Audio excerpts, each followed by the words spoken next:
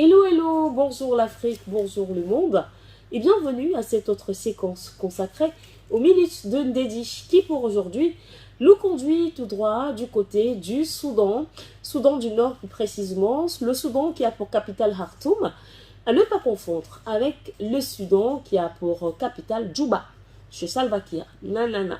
Nous sommes là dans le Soudan de Omar el-Béchir, nous sommes dans le Soudan effectivement de Al-Bourhan, nous sommes dans le Soudan de Mohamed Hamdan dit Daglo.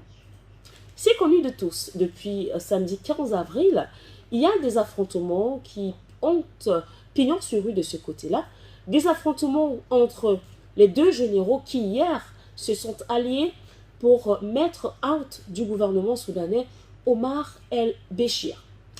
Et ces deux généraux sont d'un côté Abdel Fattah al-Bourhan et de l'autre côté, nous avons M.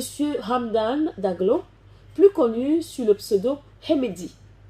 Depuis donc samedi 15 avril, les deux ne s'entendent plus. Non, c'est la guerre.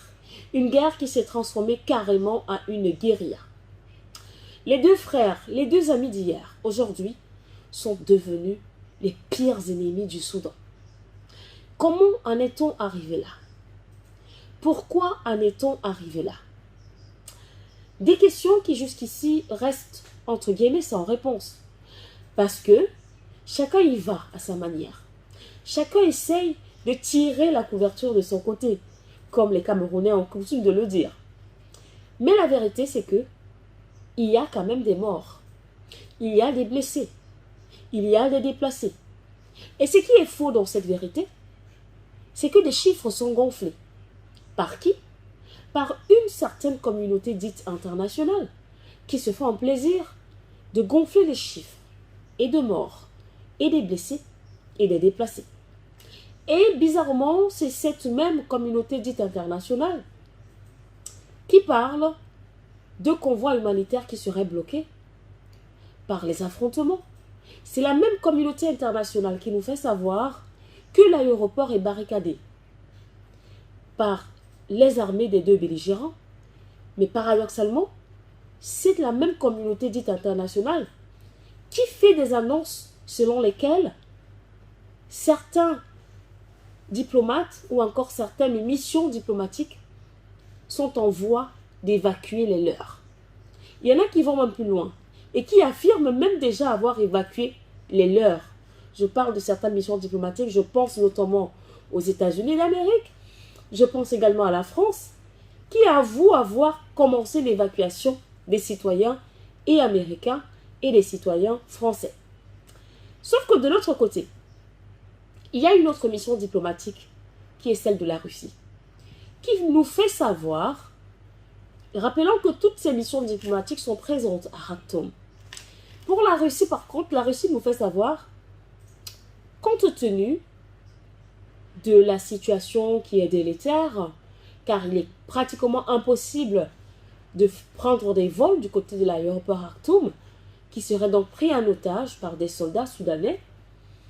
Alors, l'ambassade de Russie à Khartoum s'est battue à au moins sécuriser ses citoyens au niveau de l'ambassade, en attendant de trouver une issue favorable pour donc évacuer les Russes du Soudan et afin peut-être qu'ils trouvent refuge dans un pays voisin ou directement que ces Russes rentrent au bercail.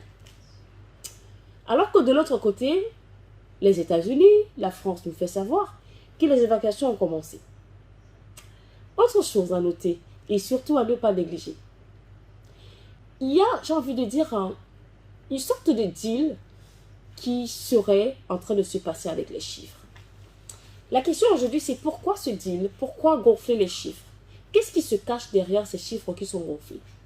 Sinon, comment comprendre que dès les premières 24 heures, la communauté dite internationale, je pense là à l'Organisation mondiale de la santé, également à la Croix-Rouge, nous ont donné un bilan de 3 morts et je crois quelques blessés. 48 heures plus tard, le bilan de 3 morts est passé à une vingtaine. Idem pour les blessés qui va crescendo. Par la suite, l'on est passé à plus de 20 morts à 56. De 56 à 86. De 86 à 98. Pour finir, on a franchi le cap de 100 morts.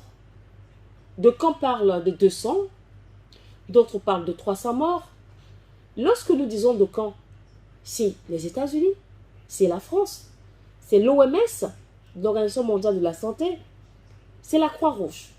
C'est à se demander où est passé le HCR. Est-ce que cette responsabilité de décompte des morts et des blessés revient à l'Organisation mondiale de la santé et à la Croix-Rouge? Est-ce que le décompte des déplacés revient à ces organismes? Une question sans réponse, encore dans ce conflit soudanais. Ce qui nous amène donc à nous interroger. Qui tire les ficelles du côté du Soudan? Que cherchez-vous à faire du Soudan? Est-ce que c'est toujours la quête de cet or qui vous met en ébullition? Pourquoi mentir le peuple africain? Pourquoi mentir l'opinion publique sur des chiffres? Certainement parce que derrière ces faux chiffres qui sont rendus publics se cache la stratégie d'un faux secours.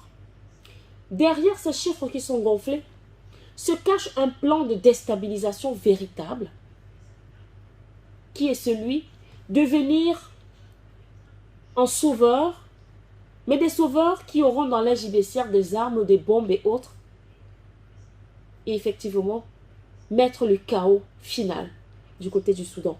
Ce qui vous ouvrira donc la porte au pillage du sous-sol soudanais. Nous vous avons lu, et ça ne se passera pas ainsi. Force et courage au peuple soudanais, force et courage aux panafricains, force et courage à toutes ces personnes qui soutiennent le Soudan. À bientôt.